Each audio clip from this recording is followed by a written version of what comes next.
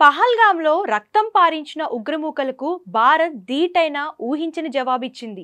అమాయకుల ప్రాణాలను బలి తీసుకున్న పాక్ ప్రేరేపిత ఉగ్రవాదులపై భారత్ సాయుధ బలగాలు ఉక్కు పిడికిలి బిగించడమే కాకుండా చావుదెబ్బ కొట్టాయి.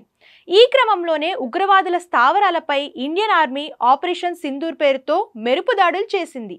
9 ఉగ్రవాద స్థావరాలపై భారత్ సైన్యం నిప్పుల వర్షం కురిపించింది. అర్ధరాత్రి తర్వాత 1:44 సమయంలో భారత్ త్రివిధ దళాలు సంయుక్తంగా ఆపరేషన్ సింధూర్ను ప్రారంభించాయి. ఈ ఆపరేషన్లో భాగంగా పాకిస్తాన్లోని 4, పాక్ ఆక్రమిత కాశ్మీర్లో 5 స్థావరాలపై భారత్ క్షిపణులతో విరుచుకుపడింది.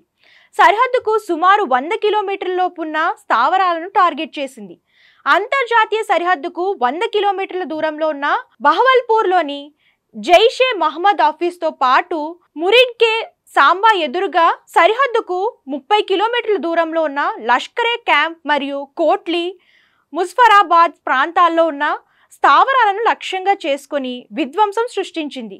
ఇక ఈ ఖచ్చితమైన దాడుల్లో 80 మందికి పైగా ఉగ్రవాదులు హతమయ్యారని అత్యున్నత స్థాయి భద్రతా వర్గాలు తెలిపాయి. పహల్గాంలో అమాయకులపై జరిగిన మరణకాండ ఘటనకు ప్రతిచర్యగానే ఈ ఆపరేషన్ చేపట్టినట్లు తెలుస్తుంది. జైషే మొహమ్మద్ కు పట్టున్న బహవల్పూర్, లష్కరే తోయిబా కీలక కేంద్రమైన మురిడ్కేలోని మసీద్వా మర్కజ్ తైబాపై జరిగిన దాడుల్లో అధికంగా నష్టం వాటిల్లింది.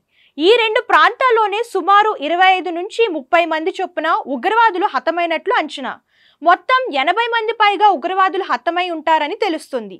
దాడుల అనంతరం భారత్ సైన్యం ఎక్స్ వేదికగా న్యాయం జరిగిందని ఓ సందేశాన్ని పోస్ట్ చేసింది.